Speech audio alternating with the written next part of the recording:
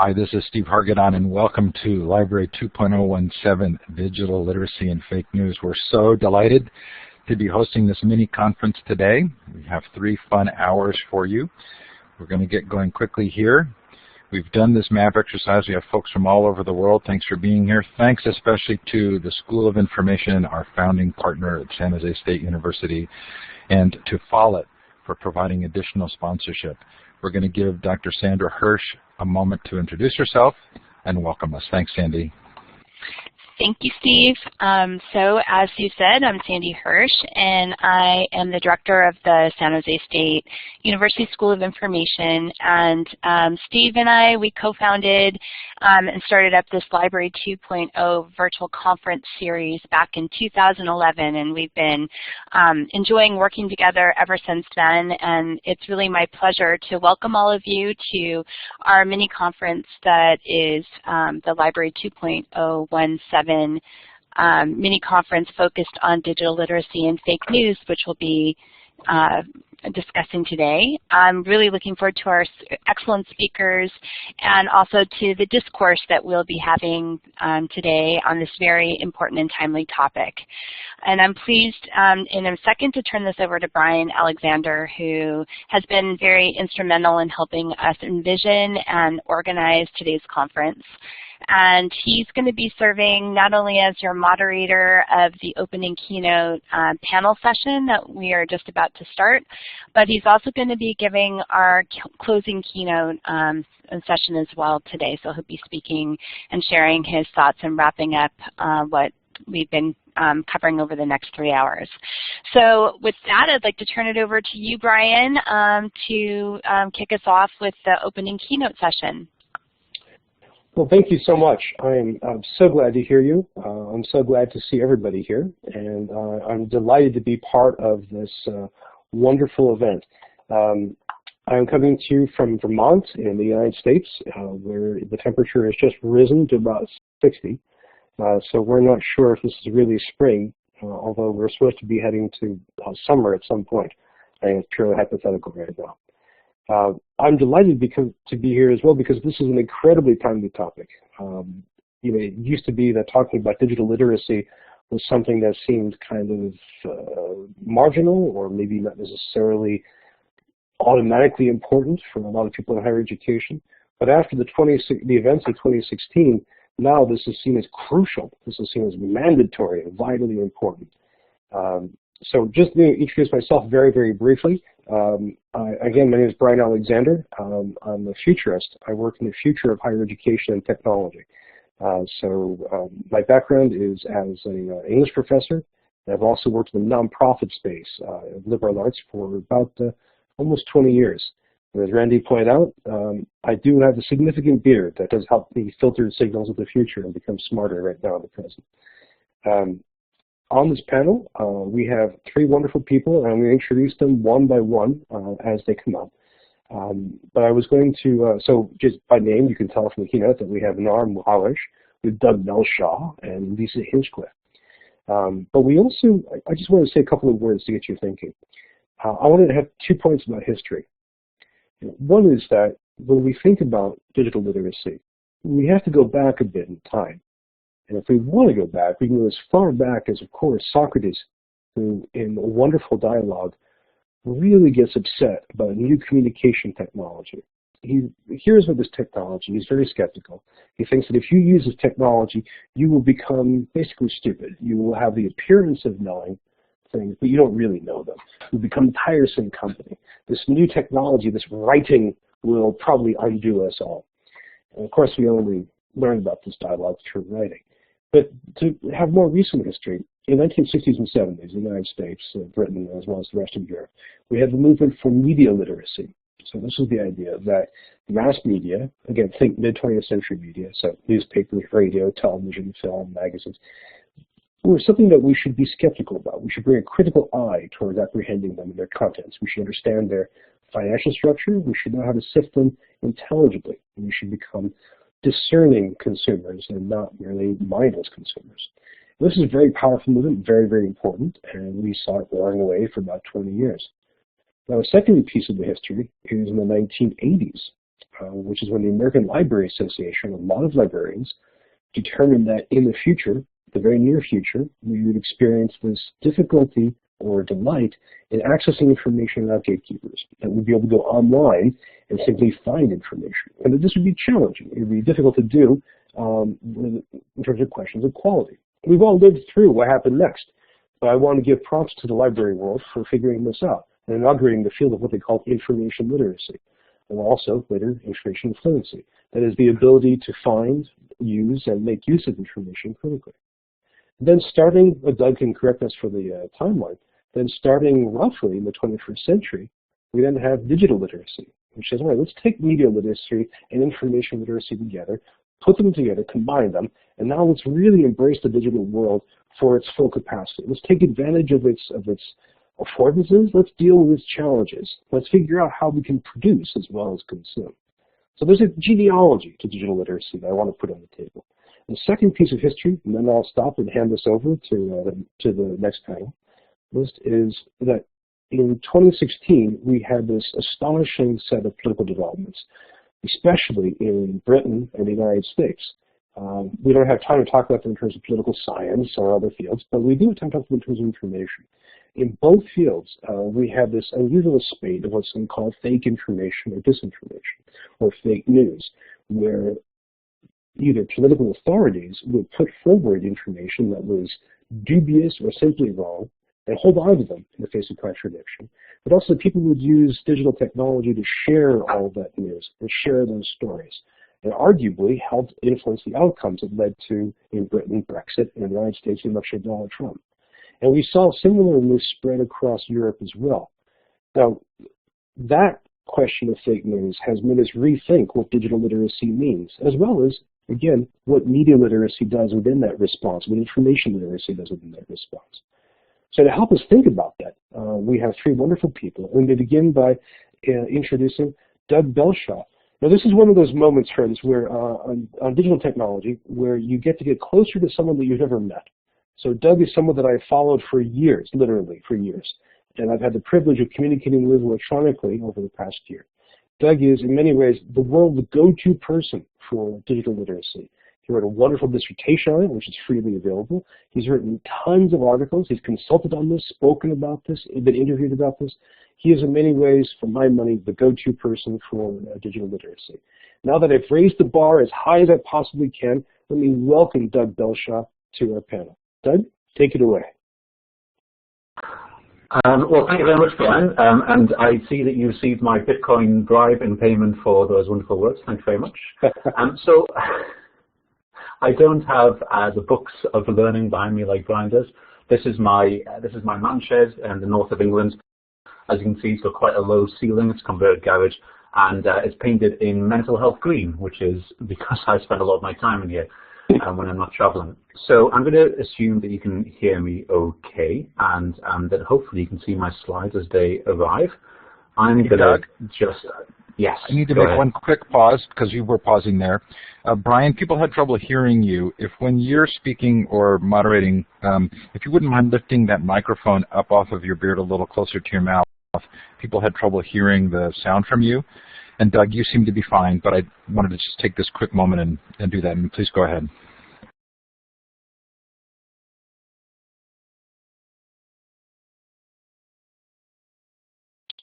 Doug? Doug, I think you're muted. There we go. We'll get there eventually. So good, thank you. And it's wonderful to be here. And great. So I'm going to ask Brian, I think, to advance the slides just in case I don't press the right buttons in the right order, you know, digital literacies, etc. I'm going to turn my video off now because I recognize some people are connecting from places of low bandwidth, like I was in Scotland earlier this week on holiday with my family. It was very frustrating. But there we go. So I just want to say a few things. We're going to spend just 3 or 4 minutes going through some of the basic stuff that I've been talking about over the last few years. As Brian said, I have written about this extensively, and if you're interested in finding out more about my work, if you just type in my name, Doug Belshaw, and TEDx, there's a TEDx talk there. I also wrote an ebook which you can pay what you want for. If you just type in Doug Belshaw ebook, I'm sure that will come up. But the main things, just to frame the discussion, are things that I've said many times before elsewhere, and then just a last thing around fake news, given the focus of today's conference. The first thing is that quite often when we're talking about digital literacy, we really need to be talking about digital literacies as in plural. And that's because literacies are domain specific and they depend on what particular role that you're doing, and they depend in the context that you're in. So if you go on to the next slide there, Brian, if I can figure out how to do this, maybe you can do that. Anyway, so it's all about context, really, because what it means, this particular conference is for library professionals and people who are interested in that particular context. What it means to be, quote, digitally literate in that context is very different from, for example, Manar's context in the newsroom, or my context as a researcher, or Brian's as a futurist. And while there's a baseline and maybe some things which we take for granted, I would say that it would be almost impossible to say that someone was literate or illiterate. And in fact, I mentioned in my thesis, but in the 1950s, UNESCO pointed out that it's pretty much impossible to put a binary on whether somebody is literate or illiterate, even when we're talking about pen and paper. So especially when we're talking about the ever-changing world of digital literacies, as I would talk about, then we need to talk about the context within which we're expecting people to navigate the digital world. So on the next slide, one of the things that I often say is that digital literacies are socially negotiated. And what I mean by socially negotiated is that it depends on what you mean in certain arenas. Sometimes that's to do with the language that we use, but quite often it's to do with what it is that we're trying to achieve in any particular context. So when I go out as a consultant and I work with different organizations, they're often expecting me to tell them the right answers to things. But in fact, especially when it comes to digital literacies, what you're having to do, and what I try to do when I'm working with clients, is bring them together to have that conversation about what it means to, have the right particular literacies in their context. So instead of taking something which is imposed on you from outside, actually negotiate that together. Now, that can descend quite quickly into kind of a solipsism and a navel gazing and a, whoever's in the room shouting the loudest. So the thing I tried to come across in my thesis was some kind of essential elements of digital literacies. Just before I introduce those, one of my favorite quotes that I use is this one from Alan Martin in 2006. He was trying to come up with a European framework for digital literacy. And if anyone is interested in the academic side of things, there's a wonderful journal called the Nordic Journal of Digital Literacy that launched just over 10 years ago. It's a really rich source. They publish in English, and you should have a look at that because there's some great articles in there. But in this particular article, Alan Martin talks about digital literacy being a condition, not a threshold. So instead of us setting a bar after which, if people get above that bar, if they pass this test, then they are, quote, digitally literate.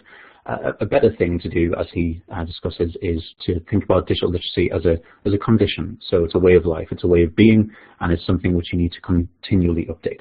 So just skipping on to these essential elements of digital literacies, I was trying to be a bit like Frodo in Lord of the Rings and have one kind of definition of digital literacy to rule them all.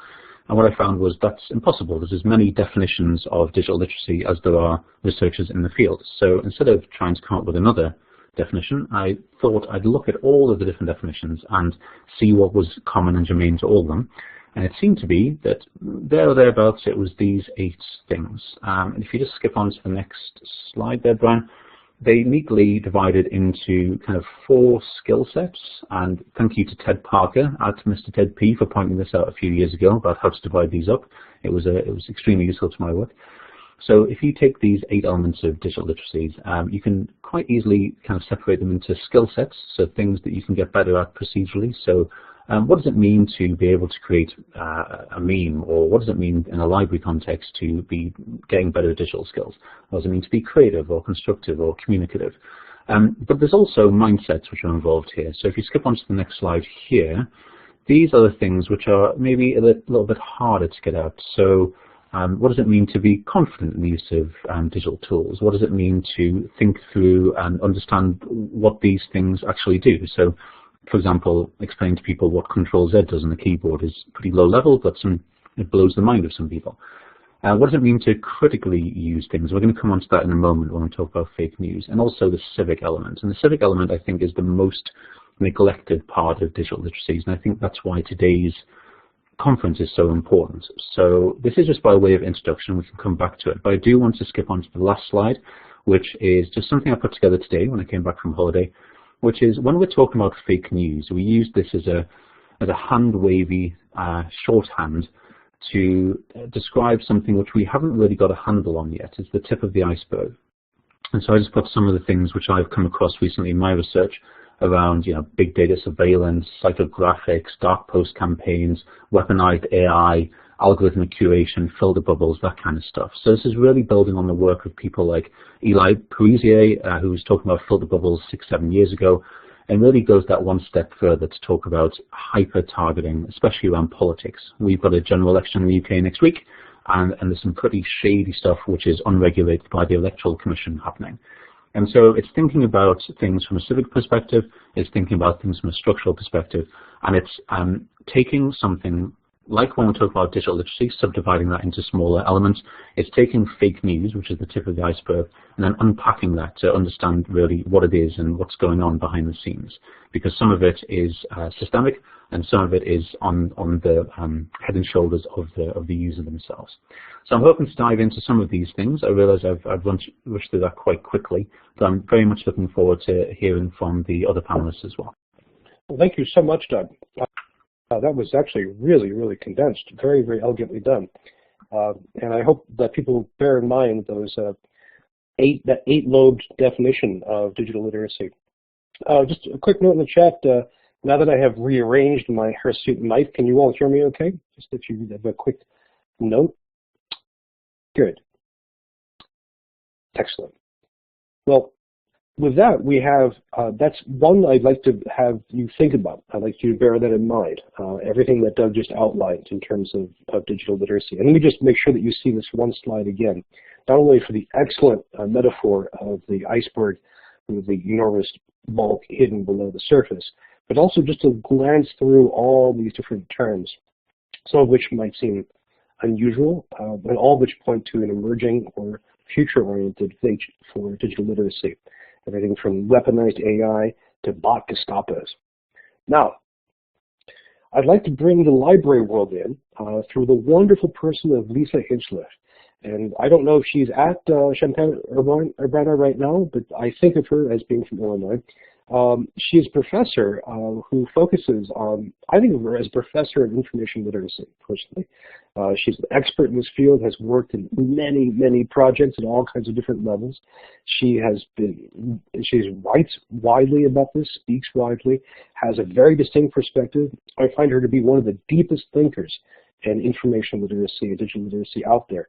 Always someone I learned from, and I'm glad to share her with all of you right now. So welcome, Lisa Hinchliffe. Are you there? I am, Brian. Thank you so much. And thank you for the opportunity to join this group here today.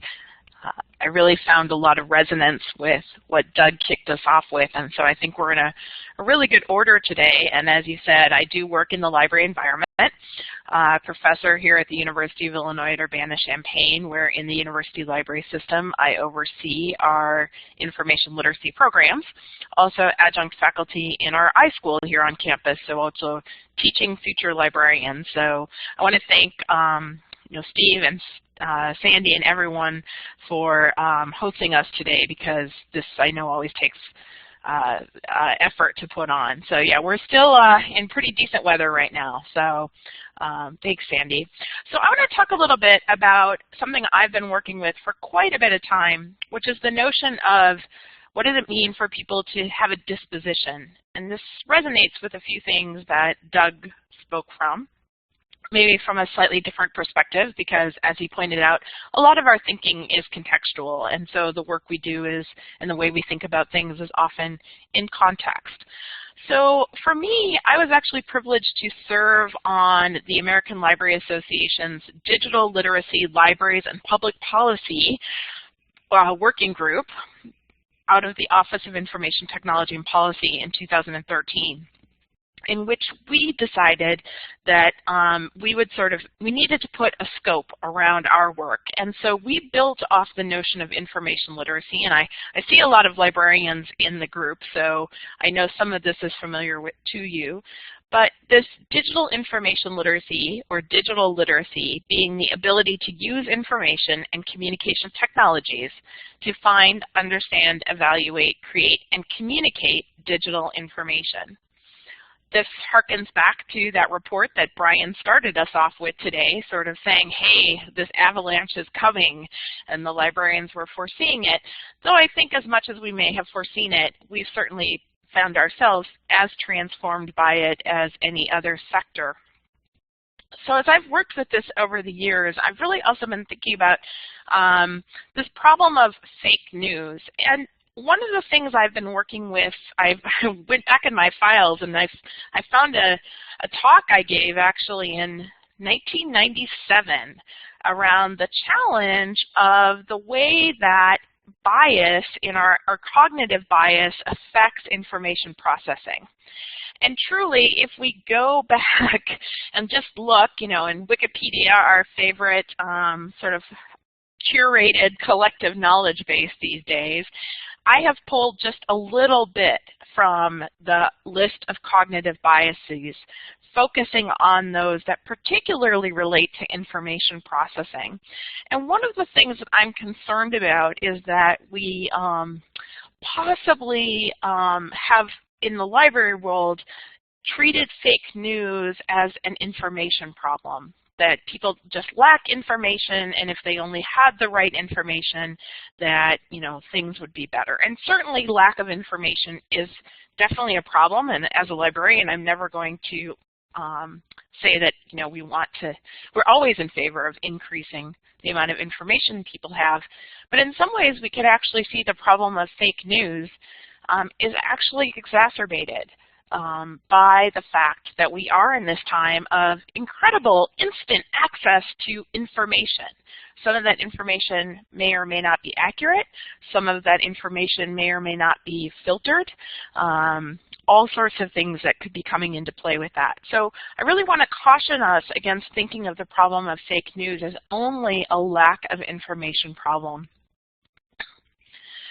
So as I've been thinking about this, and again, as I said, fake news certainly, and I use it in quotes here to sort of indicate that it's more of the phenomena of the focus of our discussion as opposed to any particular definitional thing, is not new. I mean, we had yellow journalism, we've had the tabloids for years. I mean, I remember in my first job working with English faculty who were struggling with how to approach a student who had used the National Enquirer as a source in a paper, and not to write about how the National Enquirer was like a cultural artifact or something, but had used it as if it was an authoritative source. So it's really the onslaught that we've sort of got at our attention right now. And I think ultimately, one thing we might want to think about is the idea of curiosity as sort of an inoculation against fake news. Now, this is only one study but very recently was released that I think is very interesting, because what they found is that curiosity could promote open-minded engagement with information even when that information was contrary to an individual's political perspectives. So it's kind of an interesting thing to see that we have at least nascent evidence that curiosity, at least in this area of climate change was the focus, was one way of getting people to engage with information that might be contrary to the filter bubble or their own perspectives. So ultimately, in my own work, I've been thinking about this idea of dispositions. And dispositions, according to Costa and Kalick, are behaviors that require a discipline of mind that is so practiced it becomes a habitual way of working towards more thoughtful, intelligent action. Or in other words, it's a disposition. It's a habit. It's something we do without thinking about it. And it's very interesting to me that Doug used almost the exact phrase that you're going to see on this next slide here, which is a philosophy statement that I wrote back in the early 2000s about a way of life, information literacy as a way of life. But that's what I want to be working on with my students, and because I work in higher education, I work in this educational environment, which is that what I want for students is for them to become habitual askers of questions, seekers of new knowledge, critical thinkers, and informed decision makers. In other words, people who are willing to engage with information even if it is contrary to what they might already believe. But I think we've really seen that our own cognitive structures actually don't necessarily want us to do that.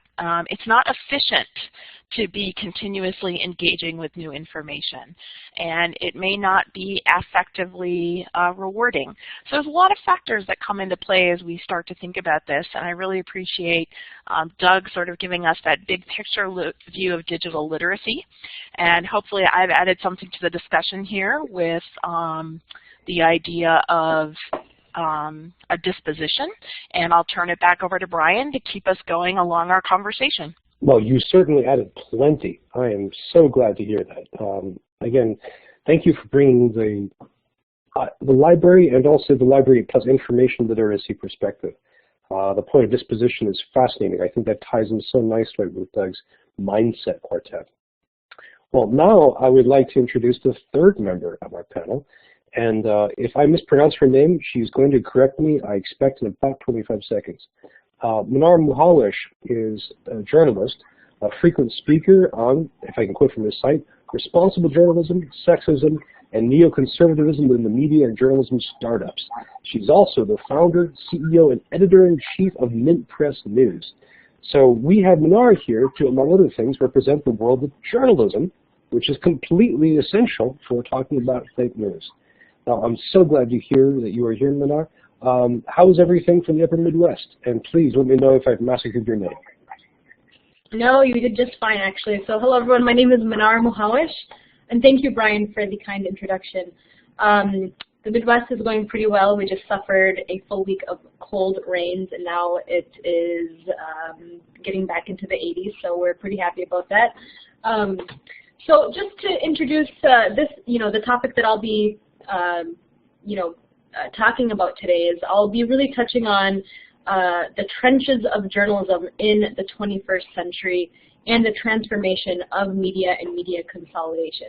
I've been a journalist for over 10 years now, and my journey in journalism and kind of where I am today in founding Mint Press and kind of breaking barriers and breaking international stories and dissecting propaganda really started from when I lived in Palestine, which I'd like Brian to go to the next, or Steve, I'm sorry, to the next slide.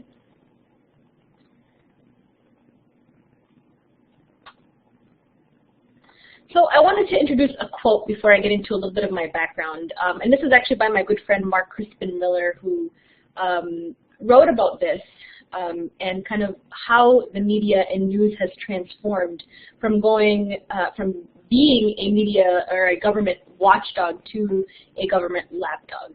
And he writes, "To treat us not as citizens to be informed, but as subjects to be mobilized for war, was the purpose of most news about the Hun in World War I, the Soviets from 1917, the first Red Scare in 1919, and eventually the long Cold War, pitting us against the Red Colossus that would crush our freedom, rights, and property."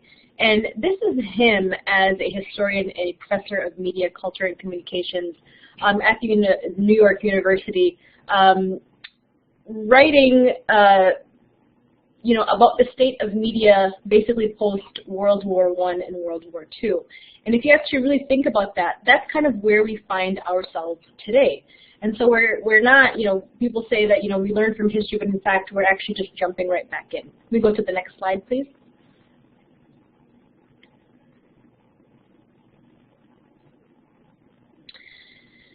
And so my journey in finding real news in a sea of fake junk food news really started from my time being born and raised in Minnesota as an American teenager. And my family, who are Palestinian, they decided to move us back to the homeland, to Palestine, to live and learn more about their culture as native Palestinians who had found, their land and their culture being basically threatened and their livelihood being threatened. And so when I was about 10 years old, preteen I guess I could say, we moved under Israeli occupation and apartheid, and we had no idea, especially me and my siblings had no idea what we were just moving into. We had gone from a very lavish and nice lifestyle in suburban Minnesota to find ourselves living under a militarized police state. It was obviously very devastating. We had our water regularly cut off. We were witness to bombs being dropped on cities and entire neighborhoods, wiping out entire neighborhoods. You know, I would go to school as a young teen with several of my classmates unable to show up. So sometimes we'd go to school and, you know, I would say about 90% of the classmates wouldn't even be present in school because they would be blocked at Israeli checkpoints. I mean, we had literally lived under the definition of apartheid. I'm just going to move this quick so there's better bandwidth. And so this was my first experience living under military occupation. Obviously, it was a complete shock to our systems and for the entire family, even for my parents who had not lived there for, you know, about, say, 15 years. So to them, it was kind of like a, you know, it was a shock to them too.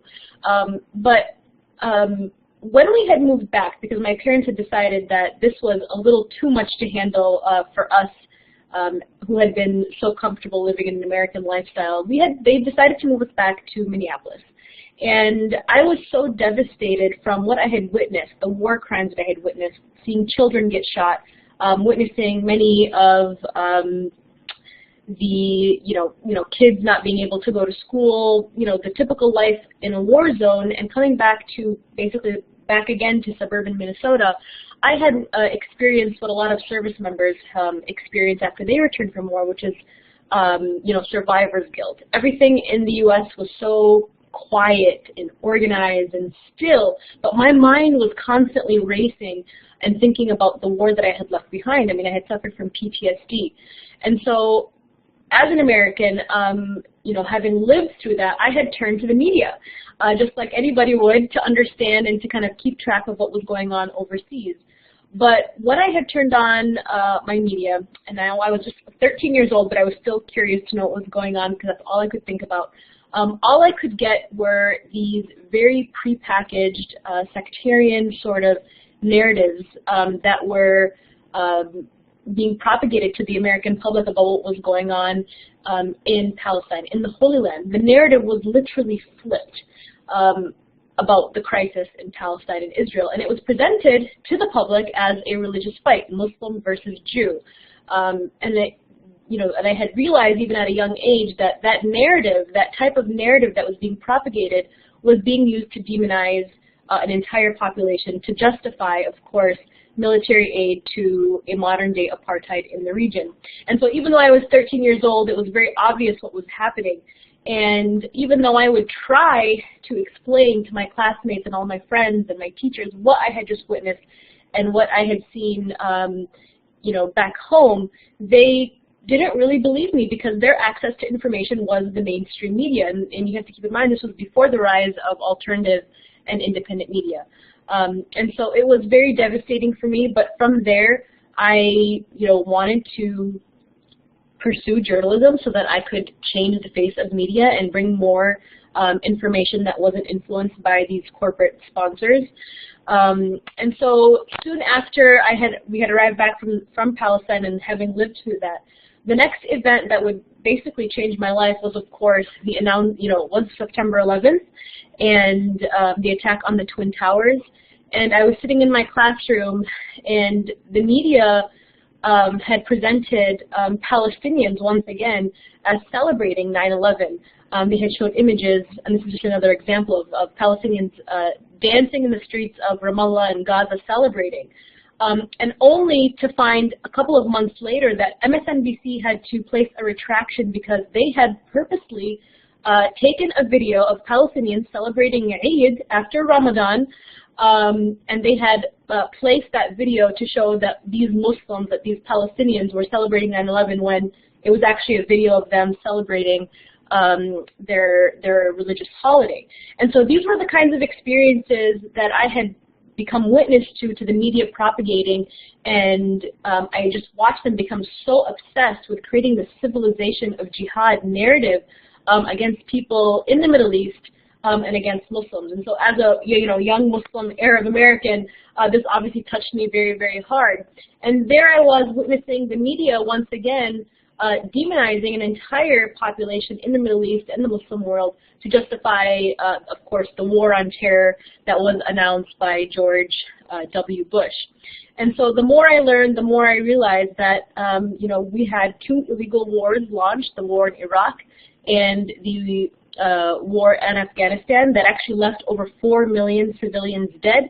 And most people, even until this day, have no idea that those civilians have died.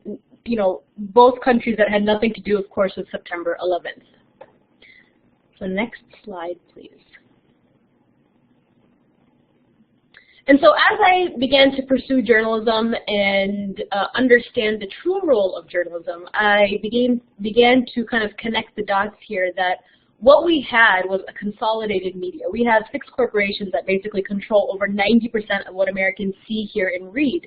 And this kind of post-9/11 media model, because of such consolidation, we went from the 1980s to being, to having a media that was owned by over 50 corporations to now just, under 6 corporations. And the main purpose of media today is fear, divide, and distract, and ultimately so that we as the American public can continue to consume without asking any questions, without, thinking about dissent or questioning authority. And so this became obvious when I began to focus specifically on media propaganda and the justification of wars overseas. Today, the United States is involved in over 134 acts of war. Our economy and our economy basically is driven by the military-industrial complex, which is basically war, war, war, and selling weapons overseas, which drives more conflict, which drives more bloodshed as our nation builds a corporate empire overseas. Next slide, please. There has actually been a Gallup poll released actually year after year for the past 5 years that have actually showed that over 70% of the American public doesn't trust the media anymore. And so with the consolidation of the media, with the media being owned by only 6 corporations, from the very top to our CNNs and Fox News and so forth to, our local newspapers, we have this sort of illusion of choice that we have a free press, when in fact we have one of the most consolidated media platforms in the world. And Noam Chomsky says it best: the general population doesn't know what's happening, and it doesn't even know that it does not know. And so the first step, obviously, in knowing is to realize that we don't know that we don't know, if that makes any sense. And so it's kind of a revolution of consciousness. And so that's kind of what happened to me, obviously through my experiences of traveling overseas and living under, the reality of Western neocolonialism, and only to find the media propagating a narrative that was literally the opposite of reality. And so what we're seeing now is kind of a pushback against this kind of consolidation of media. We're actually experiencing an independent media revolution where, being pushed not only by the public but by journalists who are leaving the corporate media, who are leaving the media establishment, because they are so sick and tired of, providing this kind of junk food, short snippet news that really doesn't actually inform the public. And so what we have is we have kind of a revival of media going back and saying, what is the real lesson and what is the purpose of media? Well, the purpose of media is to act as a watchdog, not a lapdog. It's to act as a balancing of powers to the government and the establishment. And so that's what we're obviously trying to do at Mint Press, and we've successfully, been doing that. We've broken many international stories and national stories in doing that. But, going back to the purpose of this conference and talking about digital literacy and the importance of having free flow of information, although we do have access to so much information, the internet right now can either save us, it can save our democracy and save information, or it can kill our democracy, because now the internet poses a major, major threat to the powers that be, and that's why they're even trying to consolidate media companies and so forth, and free flow of information and social media as well, and that's why we see the rise of censorship. And so I appreciate everybody inviting me today, and I apologize if that was a long introduction, but I hope that providing a personal narrative in how I got started in this and how I witnessed the media flip the narrative kind of helped me have my own paradigm shift in understanding how the media works. And so I hope that that's helpful to everybody. Thank you. Well, Manara, it's really good to get to know you a bit more as a person. Your personal background really counts for a lot. And again, I should have mentioned this when I introduced you, that you are a practitioner, an entrepreneur. So thank you very much for that opening statement, and thanks as well to Lisa and Doug. This is a rich panel, friends. We have a lot of very distinct worldviews, a lot of different backgrounds, a lot of different professional backgrounds. And I'd really like to open this up to some questions and discussion. And to help prompt this, I just wanted to give you a few different questions for you to think about now, but also for you to think about over the next few hours that may help inform where you're going. And these are in different levels of complexity. Is it more difficult to access reliable information in 2017 than it was in 2015? How should digital literacy address privacy, which we really haven't addressed yet? When do patrons approach libraries to confirm their biases versus when do they approach them to go beyond their bubbles? In the era of fake news, how has libraries' community outreach mission changed? How can libraries best handle the explosion of media platforms and venues? And how important is domain knowledge, which Doug mentioned before, for information and digital literacy in general? So I want to make sure that we have these prompts. Now, all of you should have your minds filled up with a rich stew of approaches, backgrounds, and ideas. And then we just invite everyone to ask questions for the group. If you could, Cindy and Steve, do we want to do a raised hand, or should we do this with the chat box? I'd say let's do it with the chat box for time purposes. Very good. So then there's one question that's already come up, which is, there's one observation. Actually, someone observed that at her library, I'm saying her, I may have gotten gender wrong, I do not see patrons attempting to go beyond their bubbles. That's an answer. Lone Star College Kingwood Library, someone there asks, what happens to indie press if net neutrality goes away? So why don't you take a whack at that? Minar, you're obviously the expert there on this panel to answer it. Why don't you give it a whack? And if Doug or Lisa, if you want to join in, why don't you follow up? What happens to indie press if net neutrality goes away?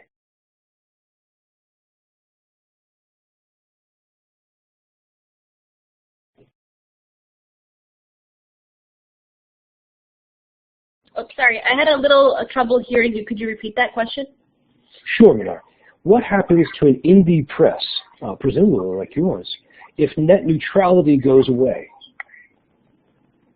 So, with net neutrality, this actually affects the consolidation of the media even more.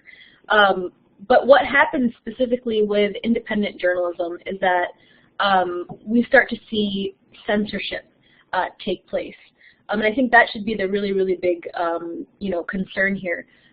One of the things that we're seeing now is the United States, in terms of press freedoms, has obviously declined. We should be #1 in the world, but we're actually setting the pace at around 46, I believe, the last rating for the U.S. Press freedom. And so when it comes to independent media being affected by these kinds of policies, they're kind of all, the reason I mention those kinds of things is because they're all really intertwined. In terms of censorship and sourcing and the free spread flow of information, if the information on the internet and the free flow of information is being censored and controlled, then it makes it even harder for independent journalism, articles and sources and information to make it through, because they are standing up against a major and massive media machine like we are seeing now. So it's already difficult now for independent media to kind of break through those barriers, but now they're trying to make it even more difficult, considering that the mass public is starting to kind of wake up and turn away from major media organizations. Even though they're raking in record profits, ironically, they're actually getting less views on TV screens, and some of the newspapers are obviously declining. And so it's all, again, all about that controlling that free flow of information. And so what we're actually seeing now is we're seeing independent journalists. I'm wondering, can we jump in here and bring in the net neutrality piece, though? Because right now we have the net neutrality, right? I mean, that's our current state of things. So the things that you're saying about sort of what we have right now, I'm wondering, because I think that was a particular question of, I think the issue of sort of people being able to access information that they want in order to get even the information that they want to be thinking about. So I think you're doing a great job of sort of raising the question of whether journalists are able to get their information out. But I think net neutrality, is also a question of whether or not people are able to access the information, whether it is an independent press or just even someone's personal blog over that corporate. And so I think there's reasons to be concerned about how these sort of regulatory bodies could shift. And I think the most challenging part of that is actually in some ways the Noam Chomsky's quote, which is, when we no longer know what we don't have access to, it becomes an increasingly challenging digital literacy question. And I think it really kind of pulls back to some of those things that Doug was talking about of how do we continue to sort of have that critical perspective and build that skills when our world starts to get a little bit shrunk, if you will. So for me, I guess I'm trying to think of this question not so much from the publishing standpoint, so much as what does an individual do if they want to engage in this environment? And that very provocative question that Brian put up of do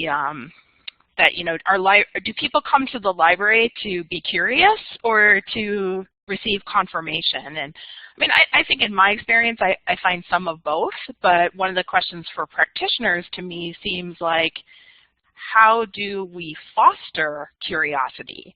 So are there ways we can encourage people to use the library in such a way to expose them to ideas that they might want to explore because they sort of have that orientation? And I don't know, Doug, you studied the digital literacies and the social context so much. I'm wondering if you can bring out anything from that sort of social context that might help us think about this. Well, just a couple of things. As a European, I find it really interesting that in the UK we have what is commonly thought of as being the most right-wing press in Europe. We've got things like the Daily Mail, which people will be familiar with. But when I go to the US, I'm often shocked by how right-wing the press there is. So if people are, I didn't really know Manar before coming across her for this particular session, but I feel like if people have particular issues with what Manar's saying, then you need to actually do some research into stuff. I've been very struck by some of the things which have taken me out of my comfort zone recently. I put in the chat earlier Adam Curtis's video from last year, his documentary, which was funded by the BBC, called Hypernormalization. So just a reminder to take us out of our comfort zones. The second thing around net neutrality. So 2 years ago, I left the Mozilla Foundation. Mozilla is known for Firefox, but also for campaigning for the web, so it's a global nonprofit. So the reason that net neutrality is so important is because it's foundational to the web and the way that it works. The idea that anybody, like we're doing now, can grab a webcam, a microphone, can grab a blog, whatever it is, and can publish on the same level playing field as everyone else.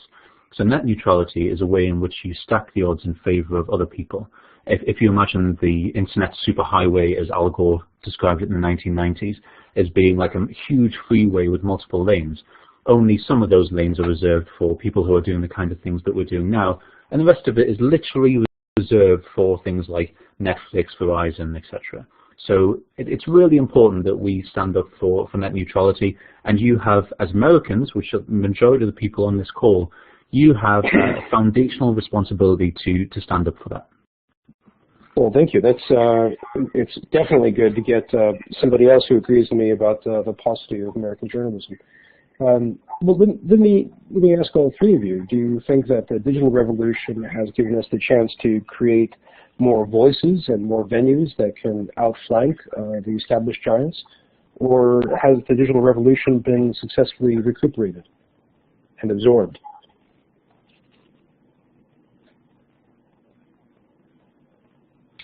So I'll take a stab at that. I think there's, it's not, without a doubt that our ability to communicate as individuals with larger swaths of people is definitely been amplified. I mean, the number of tweets that are going through, the fact that we're able to even be in this conference today, I don't know about the rest of you, but back when I was in high school, we certainly didn't, pop into an online room with 600 of our closest friends from around the world to discuss issues of common importance. But I think the other question though is, have we sort of developed at the same time the strategies for being able to discover the kinds of authoritative sources? What are the markers of authority? So it's very clear that in the print world we knew what some of the markers of authority were. And part of it was as a scarcity. Authority was who could actually get the resources to get their ideas out. Now, as Doug just has pointed out, that the resources in order to disseminate your ideas are much more broadly available, we can no longer count on scarcity as a marker or a signal to us of authority.